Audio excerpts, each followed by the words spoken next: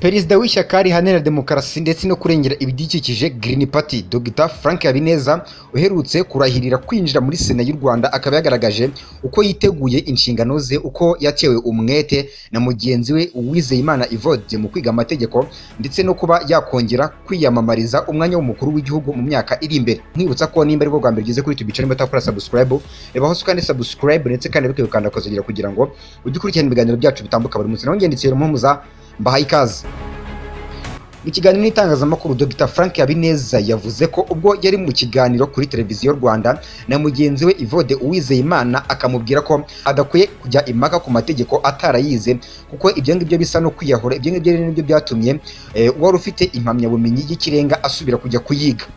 Anga kandi yavuze ko atagiye kwiga amategeko nko mu buryo bwo guhangana, ahubwo ko yashakaga kongera ubumenyi ndetse kandi ko n'akazi k'ubudepite ku ruhande rumwe mu by'ukuri ngo gasaba kuba umuntu afite ubumenyi ku mategeko kuko ibyo ngibyo bimufasha mu kunoza inshingano ze neza ndetse no kuvuganira abanyarwanda. Sibyo kandi gusa yanagaragaje ko nta kibazo na kimwe agirana na senateri Evode Uwizeyimana, ahubwo ko uretse kumuhugura akajya kwiga amategeko banahuriye muri Sena y'u Rwanda ndetse kandi ko bazajya banungurana ibitekerezo ku cyagirira abanyarwanda bose akamaro. Dr Frank Habineza yatorewe kuba umusenateri mu gihe abisikanye na Mugisha Alexis ubarizwa muri iri shyaka rya Green Party. Uyu nguyu akaba yarasoje manda ye y'imyaka 5. Hari benshi bibajije impamvu atamuhariye uwo mwanya kuko hari amahirwe menshi yuko yashoboraga kongererwa indi manda y'imyaka 5.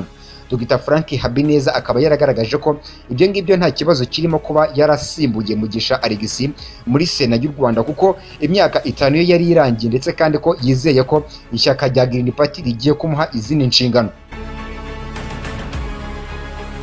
Repubulika ya Demokarasi ya Kongo, abarenga 300 bakatiwe igihano cy'urupfu kuva mu mwaka wa 2024. Umuryango mpuzamahanga w'abakristo barwanya iyicarubozo muri Repubulika ya Demokarasi ya Kongo ACAT uyu nguyu ukaba yatangaje ko kuva mu mwaka wa 2024 inkiko zo muri Repubulika ya Demokarasi ya Kongo zakatiye abarenga 300 igihano cy'urupfu muri iki gihugu. Muri Werurwe mu mwaka wa 2024 guverinoma ya Repubulika ya Demokarasi ya Kongo yafashe umwanzuro wo gusubukura igihano cy'urupfu cyari kimaze imyaka irenga 20 cyarahagaritswe muri Repubulika ya Demokarasi ya Kongo. Ahangaha leta kandi y'iki gihugu bisobanura ko ishaka kurwanya ndetse no kugabanya ibyaha byiyongera muri Repubulika ya Demokarasi ya Kongo birimo kugambanira igihugu, ubujura bukorwa mu mijyi itandukanye cyane cyane mu mujyi wa Kinshasa, umurwa mukuru wa Repubulika ya Demokarasi ya Kongo. Abenshi bakatiye igihano cy'urupfu ni abarwanya intambara mu burasirazuba bwa Repubulika ya Demokarasi ya Kongo, barimo abasirikari ba leta bahamijwe guhunga umwanzi, abasivili ndetse na bamwe mu banyamuryango ba FC cyangwa se M23 bahamijwe kugambanira igihugu. Mu bakatiye igihano kandi harimo Colonel Nanga uyobora umutwe wa FC cyangwa se M23, Bertrand Bisimwa umwungirije, General Major Sultani Makenga uyobora ishami rya gisirikare ry'iri huriro ndetse na Joseph Kabila uyoboye igihugu cya Repubulika ya Demokarasi ya Kongo kuva mu mwaka wa 2001 kugeza mu mwaka wa 2019. Urubyiruko rwinshi rw'abashomeri muri Repubulika ya Demokarasi ya Kongo rurimo rwabaswe n'ibiyobyabwenge ruzwi nka kuluna, urunguru narwo rwakatiye igihano cy'urupfu nta kabuza nyuma yo guhamwa n'ibyaha byinshi bigiye bitandukanye by'ubujura bwitwaje intwaro rwakorewe mu mujyi wa Kinshasa muri Repubulika ya Demokarasi ya Kongo. Harimo kandi n'abagerageje guhirika ubutegetsi bwa Repubulika ya Demokarasi ya Kongo burangajwe imbere na Perezida Félix Antoine Tshisekedi Tshilombo muri Gicurasi mu mwaka wa 2024.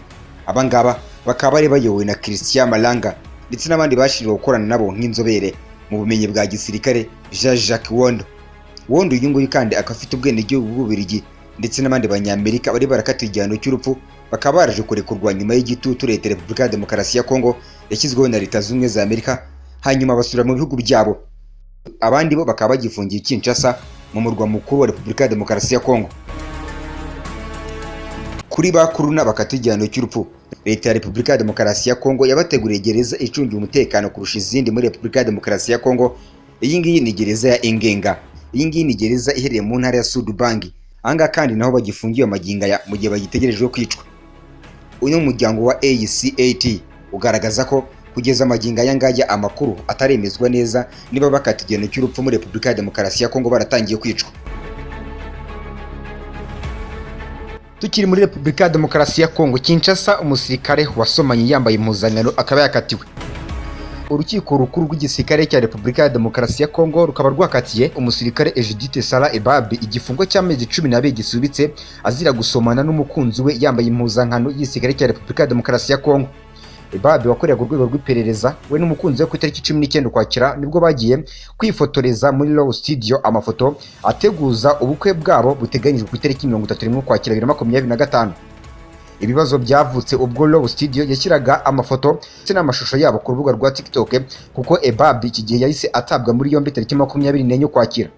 Ubushinjacyaha bw'igisirikare cya Repubulika ya Demokarasi ya Kongo tariki 28 Ukwakira nibwo bwabwiye urukiko ko Ebabi yaharabitse igisirikare cy'igihugu cya Repubulika ya Demokarasi ya Kongo ndetse kandi anarenga ku mabwiriza y'ubuyobozi. Byose rero bikaba byarashingiraga kuba yarasomanye yambaye impuzankano y'igisirikare cya Repubulika ya Demokarasi ya Kongo. Ebabi kandi akaba yabwiye urukiko ko Law Studio yiyemerera ko ubwayo ariyo yashyize ano mashusho ndetse n'amafoto kuri TikTok mu by'ukuri itabanje kumusaba uburenganzira, bityo ko rero ariyo ikwiye kubikurikiranywaho ndetse kandi byaba ngombwa ikanabihanirwa. Ubushinjacyaha kandi bukaba bwamusabiye igifungo cy'imyaka 10 we asubiza ko urukiko nirungira umwere nzashima Imana, nirunampamya ibyaha nzashima Imana. Ku mugoroba wo ku itariki 29 Ukwakira 2025 urukiko nibwo rwahamije Ebabi kurenga ku mabwiriza agenga igisirikare cya Repubulika ya Demokarasi ya Kongo rumukatira igifungo gisubitse. Ibi ngibi bisobanuye ko Ebabi azakomeza ubukwe bwe nk'uko byari biteganyijwe, ariko mu gihe kingana n'amezi 12 akaba asabwa kwitwararika kugira ngo atazatabwa muri yombi.